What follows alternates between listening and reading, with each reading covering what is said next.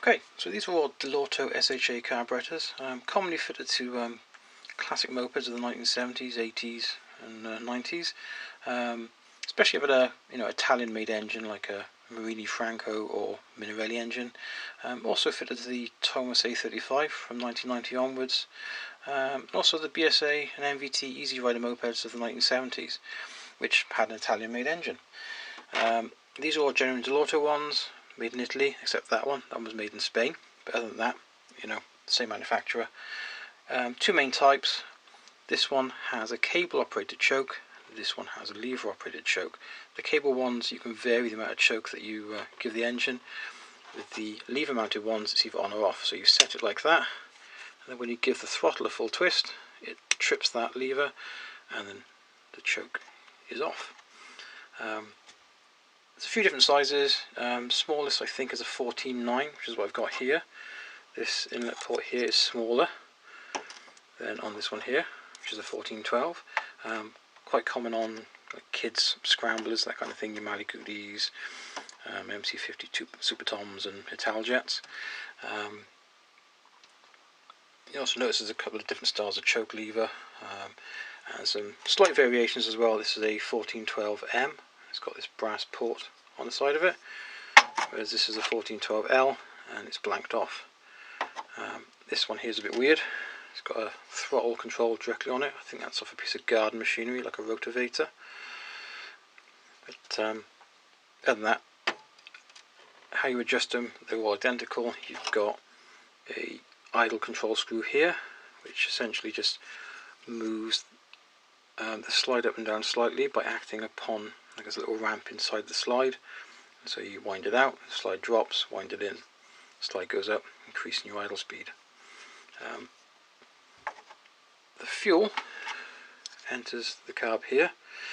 Inside there's a filter, goes down into the float chamber, but you've got a float and a needle valve and a single jet, and the jet feeds fuel up through this emulsion tube, and there are 3 ports on it. There's one right in the base, which is where the fuel comes out at idle, then at half throttle there's one further up, and at full throttle there's another one at the very top. So no needle as such, it's just the slide control in the amount of air being drawn into the engine, and thus the amount of fuel being drawn into it. So pretty straightforward really. You can get copies of these carburetors, cloned versions. They've been around for a number of years now. Originally they were kind of a fraction of the price of a genuine one. Now they're actually getting close to the price of a genuine one. I've tried a couple of the Run-Tong ones. Quality seemed to be alright, but I had an issue here. This nylon sleeve not being the right size, and I had air leaks, which makes your engine run lean, and it also makes it rev uncontrollably, which is not good for the engine because it will seize.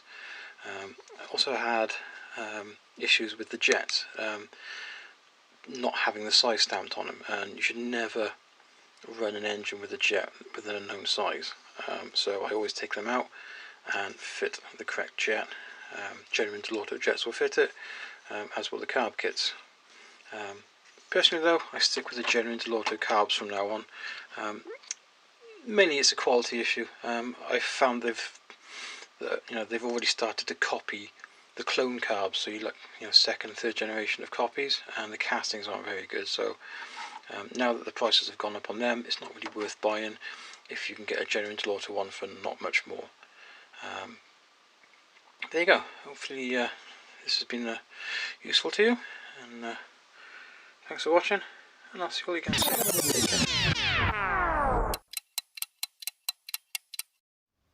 Okay, so this is going to be a new feature where I talk about a tool for less than a minute. So this here is a Work Zone Flex Ratchet Spanner from Aldi's, and the quality is not that great. It's already broke.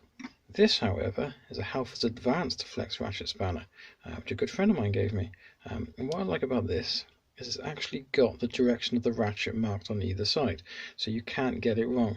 Normally they're not marked, so you put them on whatever you're undoing and you end up tightening it up. You've got to take it back off and put it back on again, which is a right pain in the backside, especially if your hand is down the side of the engine and you can't see what you're doing. This one's a 9mm, which is a bit of an unusual size for a nut and a bolt, but you can guarantee it's the size that you desperately need on a Saturday afternoon after all the shops have shut. So better to have and not need it than to need and not have it. Thanks for watching. Take care. Please subscribe. I'll see you all again soon.